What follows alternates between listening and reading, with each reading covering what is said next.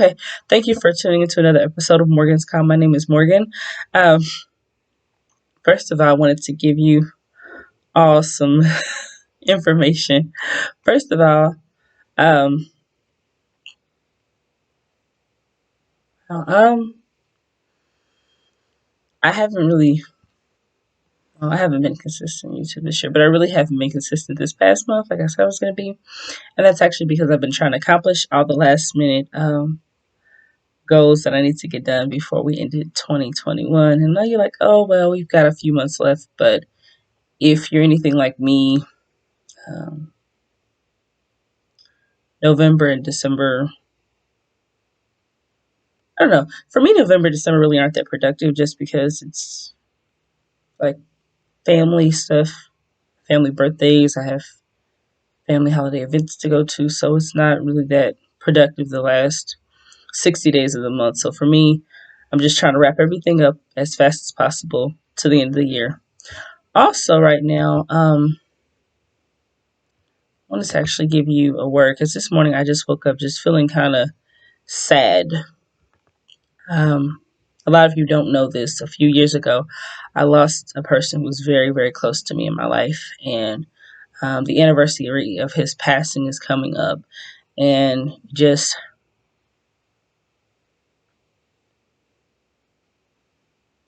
it just brings tears to your eyes just thinking about just like missing the person and just everything.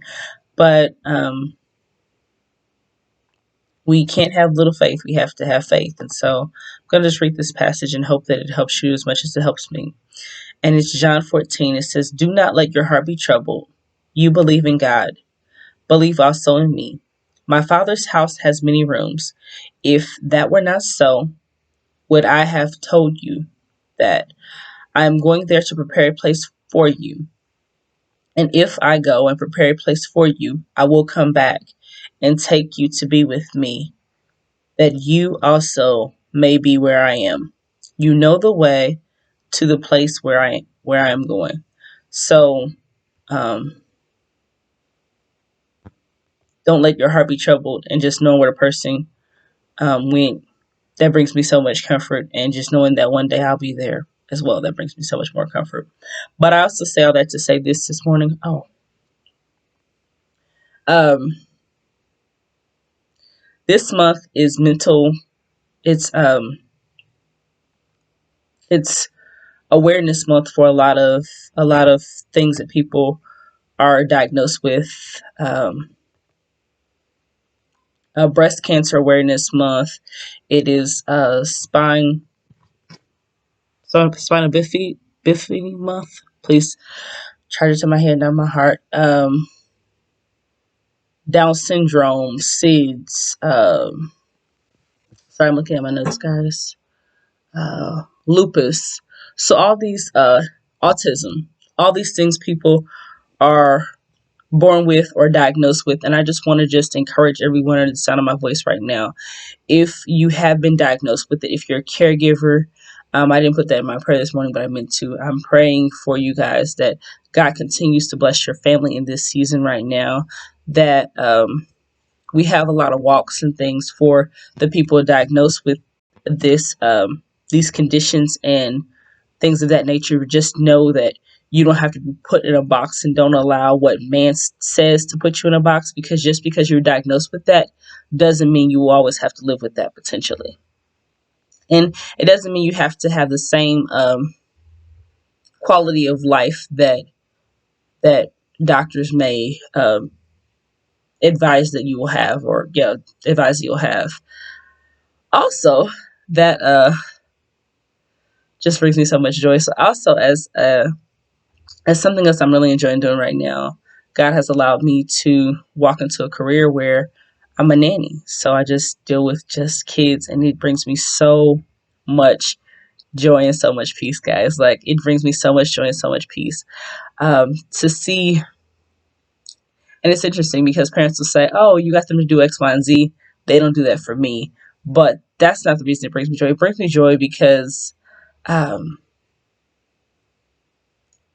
knowing that God has given you the opportunity to help with a little person, a little human, it's just so incredible to see, because it's like um, their their parents may have, um, they may be nervous about allowing them to do certain things, but I'm not nervous because I just feel like that's the only way the kid's gonna learn. So it's just that's just such, it just brings my heart such joy. So I say all that to say that recently, God allowed me to start working with him, um, with a couple of families actually whose kids were diagnosed with autism, and they were diagnosed with different levels on the spectrum of autism, if you know what it is.